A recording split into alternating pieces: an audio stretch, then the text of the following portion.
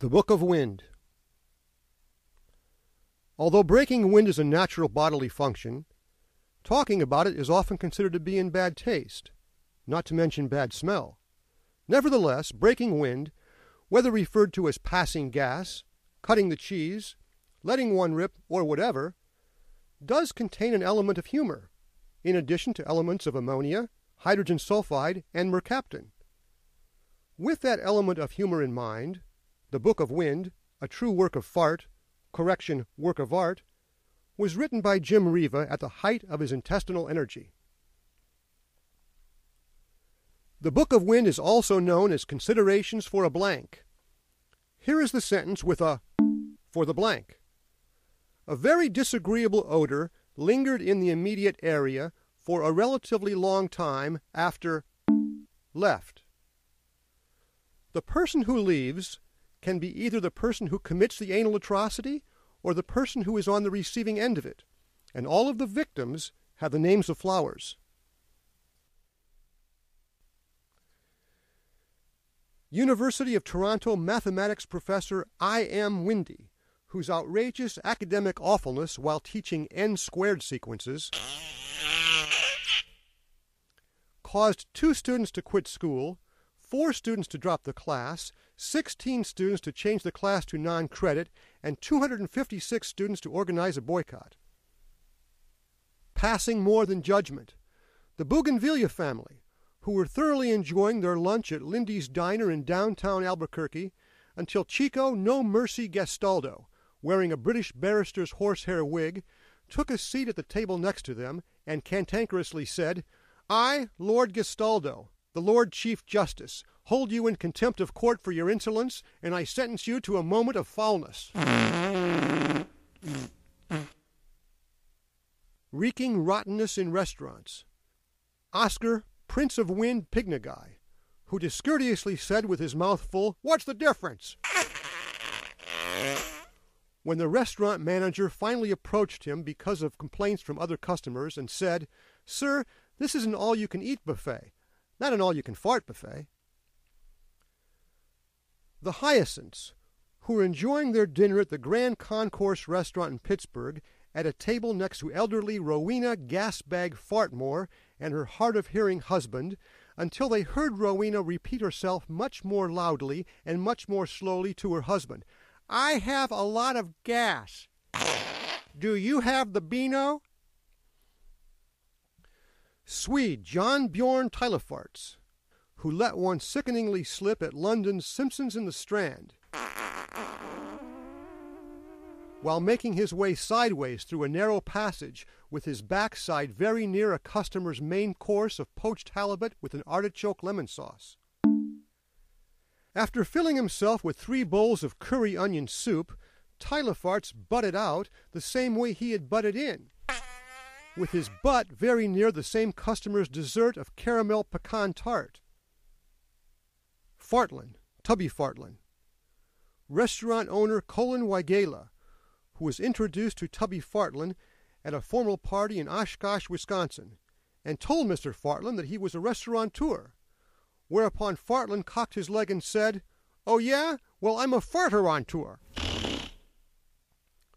Tubby Fartlin, who was made to feel unintelligent at a formal party in Madison, Wisconsin, by a fellow, Bill Bellflower, who at first used a big word, "I'm a chromatographer," but then had to put it more simply, "I analyze gas," to whom Fartlin leg-cockingly let loose with, "Really? We'll analyze this, fella."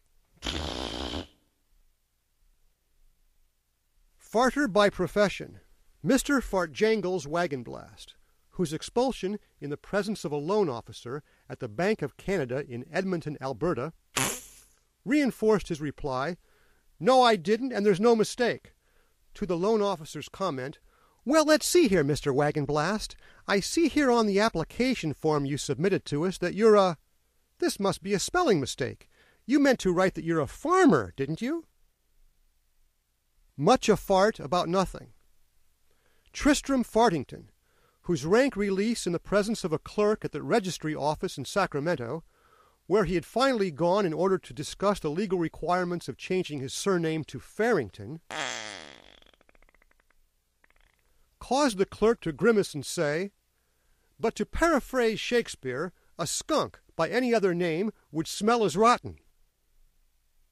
In The Ass of the Beholder, Marvin Fartnick Jr., MC of the Miss World Beauty Pageant in Atlantic City, who would later be sued by Miss Iceland on the basis that Marvin's melting malodorousness while addressing her during the final 5 question and answer segment made it impossible for her to remain cool with a congenial smile. Skunk on a Catwalk, Miss Pakistan Gassa Sharif, whose promenade on the catwalk during the evening gown segment of the Miss Universe Beauty Pageant at Albert Hall was being commented on by Quintus Carnation, who was providing color commentary with Daisy LaMarche. And she chose a dazzling silk chiffon. I think I just heard her fart. I'm sure I did. Didn't you just hear her fart, Daisy? I certainly did, Quintus, replied Daisy. And what an elegant, graceful, and sophisticated fart it was. A Touch of Gas, Millicent Selbstunk, Miss Sophistication to her newspaper column readers, who discreetly passed gas while seated alone at the far end of the New York Public Library. Just a fraction of a second before an old high school acquaintance came in and exclaimed, Millicent Selbstunk, it's me, Camellia Whiffington.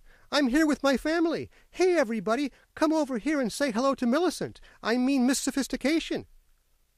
Oh, my. Looking good but smelling bad, Hobart Letwind, who thought that being attired in a tuxedo with tails and a top hat should have earned him more respect and, despite spewing sickening stench,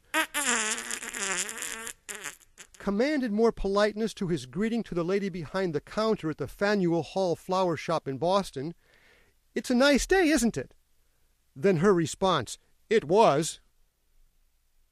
From ranks to riches, Fanny Windwoman Everfart, winner of $30 million in the Florida State Lottery, whose elitist expulsion while wearing a full-length mink coat caused her to reflect upon her personal rags-to-riches story and proclaim philosophically, "I have farted in luxurious fur, and I have farted in shabby hand-me-downs, and I would rather fart in luxurious fur." Mind under matter, elderly Roger Gasman Gass, whose gas blast at the Woodward Hills Nursing Home in Bloomfield, Michigan, caused him to muse, "If I had $1 for every time I farted." "Roger," interjected a nurse in an attempt to bring him back to reality, "why did you say that you live in Beverly Hills? You don't live in Beverly Hills." "Tell my chauffeur to get the Porsche ready," replied Gass while still in his unrealistic reverie. Sunday, Farty Sunday. Charles the Flatulent Flattison, who was at home on Sunday watching television and replied, 53rd, but who's counting?" to his wife Gardenia's exclamation, "Good Lord, Charlie, that must be the 50th time you farted today." I have not yet begun to fart. Samantha Wilde, who broke wind wildly in Edinburgh's St. Giles Cathedral, immediately after being pronounced married to Edmund Wind. Samantha Wildwind continued to have this windy problem until Edmund died and she dropped the name Wind. But before long, she remarried, this time to Ty Belcher, and thereupon developed a different kind of problem that people also found very offensive.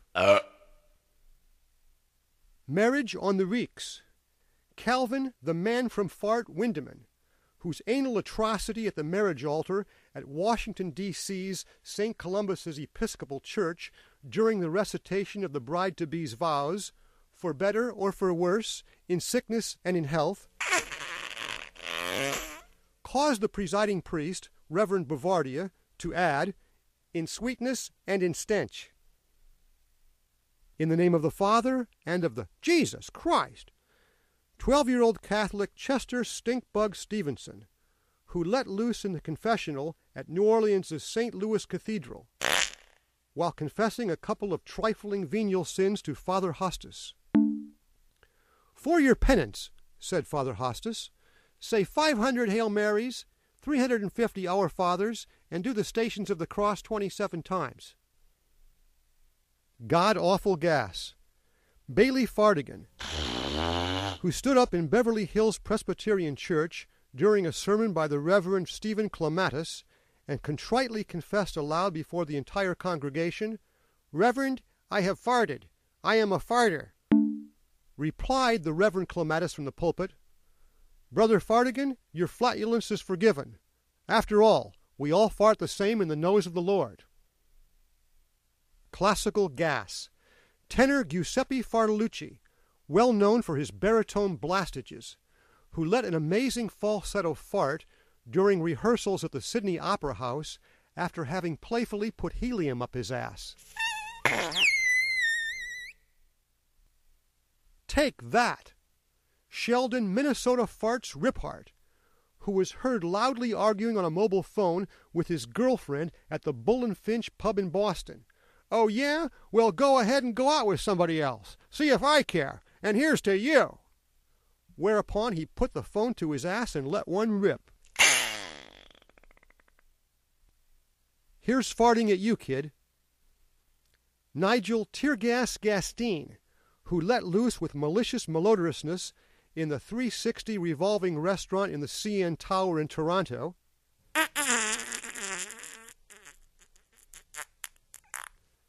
Just a reflective moment after his girlfriend, Violet, told him that she wanted to break up with him. "And I thought you were a gentleman," Violet said loudly enough for everyone in the restaurant to hear. "It just goes to show that you never really know someone. Well, for your information, I faked my orgasms." "Oh yeah?" shouted back Nigel. "Well, so did I." Disheartened and disfartened. Gentleman Jerry Tannenboom, whose self-surprising booming abomination during his marriage proposal to Zinnia Fullbloom at Ozzy's Restaurant and Sports Bar in St. Louis was heard and smelled by everyone there, including a snickering telepathetic fellow who claimed to have telefartetic powers. Out of love at first smell. Milton Fernfarter, whose anal oppressiveness during dinner at Sally Lunn's restaurant in Bath, England, with his beloved Azalea Thorogood, tilted the balance against him in the eyes, or rather the nose, of Azalea, who for weeks had been in a very intense and thoughtful dilemma about the marital choice to make between Milton and another man. So Azalea married the other man, and although she lived unhappily ever after, she never regretted not having married Milton. Old-time reek and roll. FM disc jockey Fartman Jack, whose rip-roaring rippage was heard within a radius of 25 miles of Rotville, right after he reminded his listeners that they were listening to WFRT. Welcome to Rotville. Jason Megafart Riplet, who was politely asked by a newcomer to Rotville what time it was, and answered, "Time to fart." And time to leave. A Census Bureau report showed that Rotvillians were the most flatulent people per derriere.